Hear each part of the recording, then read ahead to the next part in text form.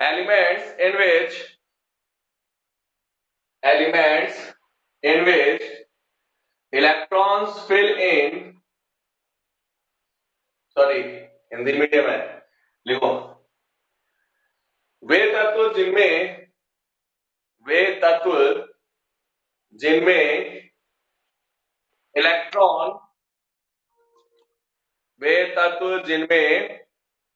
Electron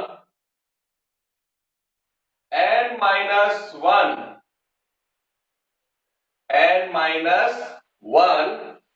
D कक्षकों में भरे जाते हैं, n-1 डी कक्षकों में भरे जाते हैं,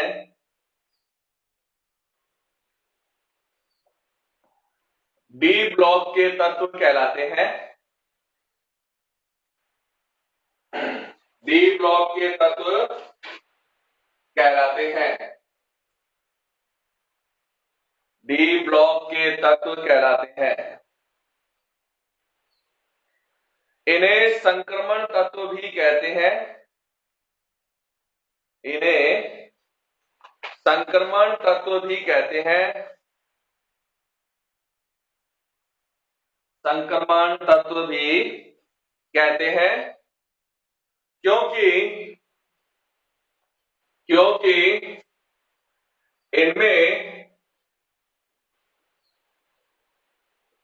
इनमें मूल अवस्था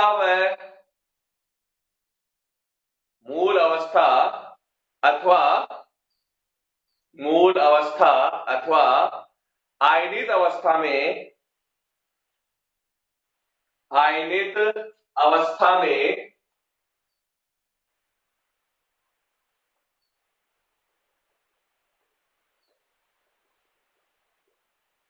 मूल अवस्था अथवा आयनित अवस्था में डी कक्षक अपूर्ण होते हैं, डी कक्षक अपूर्ण भरे होते हैं, डी कक्षक अपूर्ण भरे होते हैं,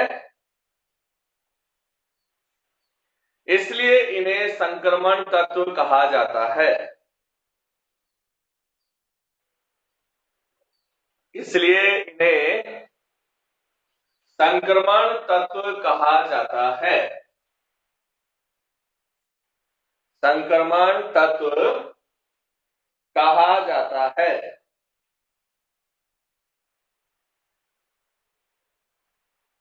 इनकी 4 श्रेणियां होती हैं,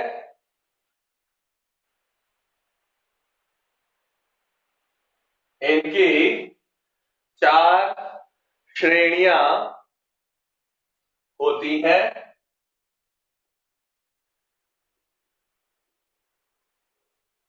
3D, 4D, 5D, 3D, 4D, 5D व 6D श्रेणी, जिन्हें क्रमशः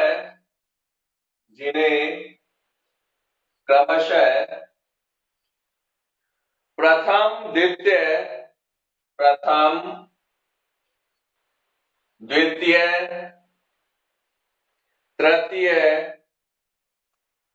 तृतीय व चतुर्थ संक्रमण श्रेणी कहते हैं, चतुर्थ संक्रमण श्रेणी कहते हैं,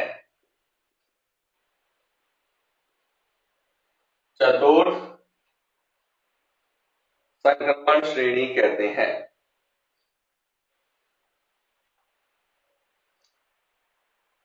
3D संक्रमण श्रेणी, 3D संक्रमण श्रेणी स्कैंडियम से जिंक तक, स्कैंडियम से जिंक तक, scandium, titanium, vanadium, chromium, manganese, iron, cobalt, निकल, कॉपर एंड जिंक। 3D 3 श्रेणी स्कैंडियम से जिंक तक, 4D श्रेणी 4D श्रेणी इट्रियम से कैडमियम तक, इट्रियम इमली वाला ई, इट्रियम से कैडमियम तक, yttrium, zirconium, niobium, molybdenum, technetium, ruthenium, rhodium, palladium, silver and cadmium.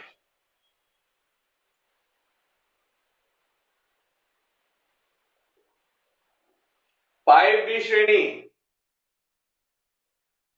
Lanthanum और हैफनियम से, लैंथेनम और हैफनियम से मरकरी तक।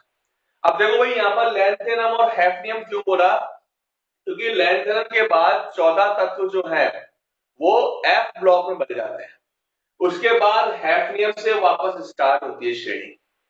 ठीक है, एक बार तो क्या हो गया, लैंथेनम फर्स्ट एलिमेंट हो गया, उसके बाद 14 तत्व कहां चले गए, F ब्लॉक में चले गए, उसके बाद वापस हैफनियम से स्टार्ट होता है।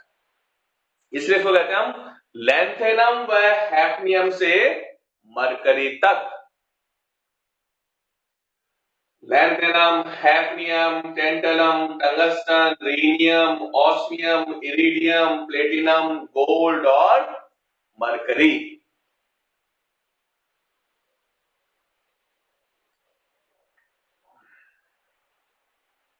एंड लास्ट 6D श्रेणी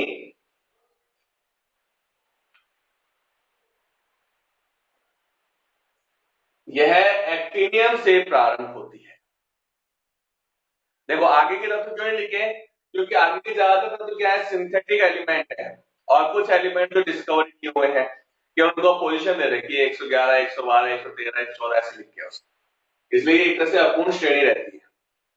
ठीक है ना, तो ये एक्टिनियम से प्रारंभ होती है, लेकिन आगे कुछ भी नहीं, क्योंकि अपूर्ण श्रेणी। एक्टिनियम के बाद में 14 तत्व जो है वो किसमें आ गए, 5F श्रेणी में आ गए, एक्टिनोइड श्रेणी में। उसके बाद जो एलिमेंट बच गए थोड़े बहुत रेडियो एक्टिव है या सिंथेटिक एलिमेंट है, वो इसमें आते हैं। तो ये हो गया अपने पास 3D, 4D, 5D and 6D संक्रमण श्रेणी। पहले को आगे लाइन से करके, सभी संक्रमण तत्व, सभी संक्रमण तत्व डी ब्लॉक के तत्व होते हैं, सभी संक्रमण तत्व डी ब्लॉक के तत्व होते हैं, परंतु सभी डी ब्लॉक के तत्व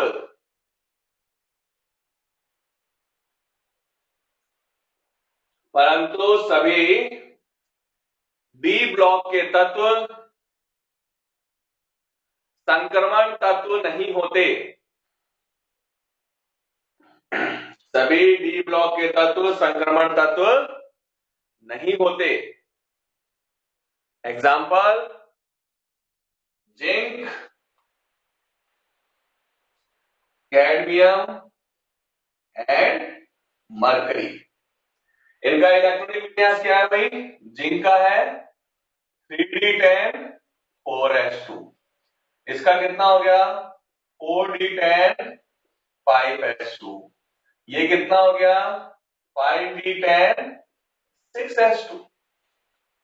तो हमने तो क्या कहा था कि डी कक्षक अपूर्ण होना चाहिए, बट इनके अंदर क्या है, डी कक्षक पूर्ण रूप से भरा हुआ है, ना केवल मूल अवस्था में बल्कि आयनित अवस्था में। जिंक की आयनित अवस्था कितनी होती है, जिंक +2 आयन, यहां से 2 इलेक्ट्रॉन निकल गए, क्या बचा 3D10 4s0, cadmium +2 ion 4D10 5s0, mercury +2 ion 5D10 6s0। तो यहां पर जो डी कक्षक है वो क्या है, अपने पास पूर्ण रूप से भरे हुए हैं। ठीक है ना, डी कक्षक जो है वो पूर्ण रूप से भरे हुए हैं, चाहे वो मूल अवस्था हो चाहे आयनित अवस्था हो, इसमें डी कक्षक पूर्ण भरे हुए हैं, इसलिए ये संक्रमण तत्व नहीं है। केवल जिंक, कैडमियम और मरकरी ही ऐसे तत्व हैं जो संक्रमण तत्व नहीं होते हैं, बाकी सबके सब संक्रमण तत्व हैं, ये ध्यान रखना आप लोग। ठीक है,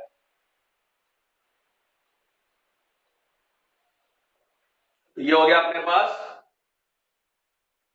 इलेक्ट्रॉन। अब हेडिंग डालो। देखो अपने पास सिलेबस में 3D संक्रमण श्रेणी जो है वो मेनली दी हुई है, तो अपन 3D संक्रमण श्रेणी का ही अपन जो है गुणों का अध्ययन करेंगे, वही गुण लगभग लगभग सब में पाए जाते हैं।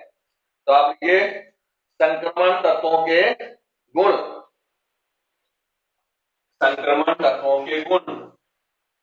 सबसे पहले अपन यहाँ पर 3D संक्रमण श्रेणी जो है इसका इलेक्ट्रॉनिक विन्यास लिख लेते हैं। तो 3D संक्रमण श्रेणी क्या थी? Scandium, titanium, vanadium, chromium, manganese, iron, cobalt, निकल, कॉपर और zinc. Scandium organ 3D1 4s2, 3D2 4s2, 3D3 4s2, 3D5 4s1, अपवाद है 3D5 4s2, 3D6 4s2, 3D7 4s2, 3D8 4s2, 3D10 4s1 और 3D10 4s2। तो ये अपने पास इनका electronic विन्यास आ गया। तो ध्यान रखना भाई, यहाँ पर इलेक्ट्रॉनिक विन्यास के अंदर दो अपवाद है अपने पास, कौन कौन से हैं? एक तो है क्रोमियम और दूसरा क्या है? कॉपर। क्रोमियम और कॉपर, ये दोनों अपवाद है अपने पास। तो इलेक्ट्रॉनिक विन्यास लिख लो फटाफट।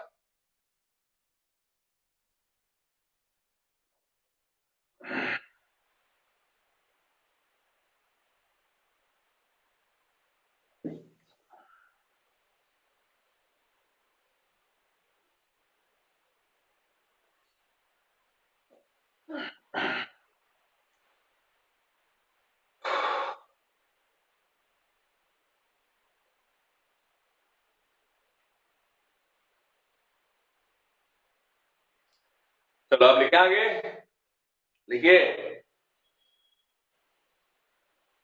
परमाणुीय त्रिज्या, परमाणुीय त्रिज्या, परमाणुीय त्रिज्या।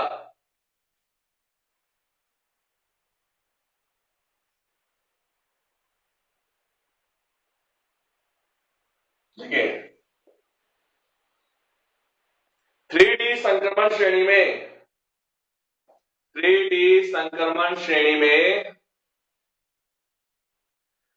बाएं से दाएं जाने पर,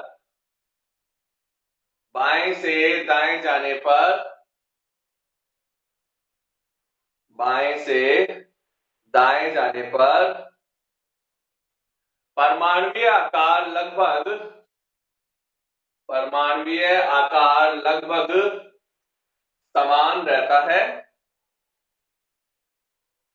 परमाणुीय आकार लगभग समान रहता है, क्योंकि इलेक्ट्रॉन, इलेक्ट्रॉन n-1 डी कक्षकों में भरे जाते हैं, इलेक्ट्रॉन n-1 डी कक्षकों में भरे जाते हैं,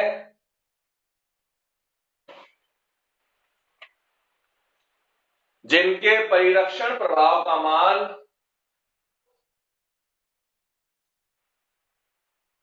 जिनके परिरक्षण प्रभाव का मान अधिक होने के कारण, परिरक्षण प्रभाव का मान अधिक होने के कारण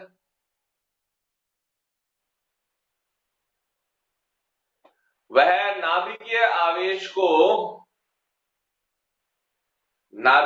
आवेश को लगभग संतुलित कर देते हैं। नाभिकीय आवेश को लगभग संतुलित कर देते हैं।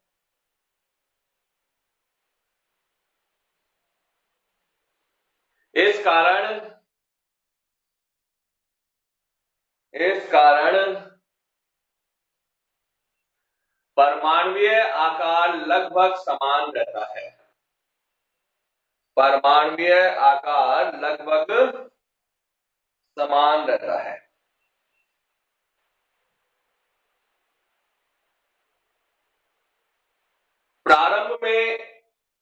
प्रारंभ में स्कैंडियम से वैनेडियम तक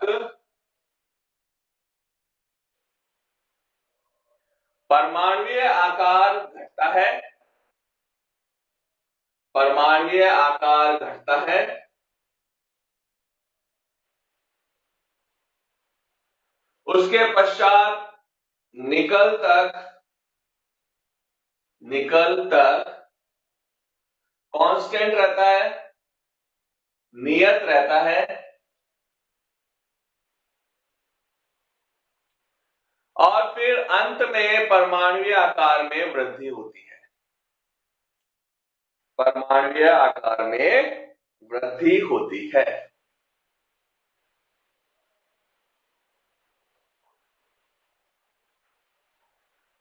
परंतु आकार में यह वृद्धि व कमी आंशिक होती है। आकार में यह वृद्धि व कमी आंशिक होती है, बहुत कम मान में होता है इनका, ठीक है ना। तो परमाणु आकार लगभग समान बने रहते हैं, ठीक है। नेक्स्ट क्लास में करेंगे हम इसके आगे के गुण।